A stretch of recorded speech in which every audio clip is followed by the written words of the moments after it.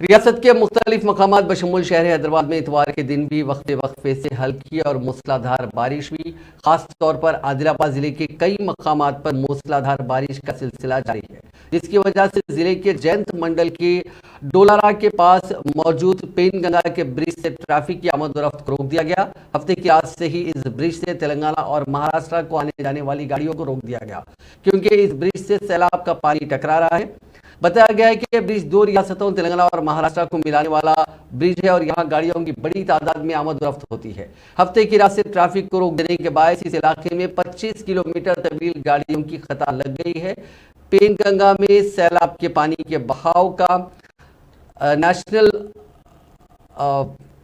High way authority of India معائنہ کر رہی ہے۔ گاڑیوں کی طویل قطار کو دیکھتے ہوئے وقفے وقفے سے برج پر ایک ایک گاڑی کو چھوڑا جا رہا ہے۔ اسی طرح آصف آباد ضلع کے مختلف مقامات پر شدید بارش کے باعث سرپور ٹی منڈل کے وینکٹ ٹاپ پٹ کے برج کو بند کر دیا گیا، جہاں پانی برج کے اوپر سے گزرا ہے۔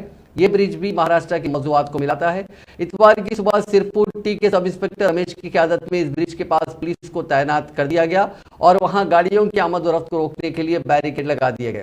گزشتہ ایک ہفتے سے جاری مسلسل بارش کی وجہ سے ریاست کے کئی آبی ذخائر بھر چکے ہیں یا پھر ان کی سطح میں خاطر خواہ اضافہ ہوا ہے اور کئی مقامات پر تالاب اور کنٹے بھر گئے ہیں۔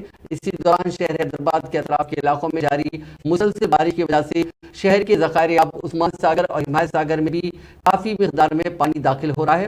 ذرائع کے مطابق عثمان ساگر میں فی الوقت 1785 فٹ پانی جمع ہو گیا ہے، جبکہ اس کی مکمل گنجائش 1790 فٹ ہے۔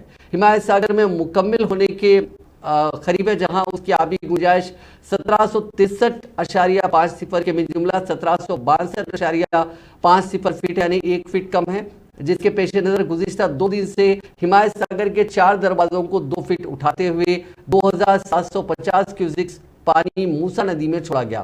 نظام آباد کے سری رام ساگر پروجیکٹ میں بھی تیزی سے بارش کا پانی داخل ہو رہا ہے۔ اس پروجیکٹ کی مکمل آبی گنجائش 1091 فٹ ہے۔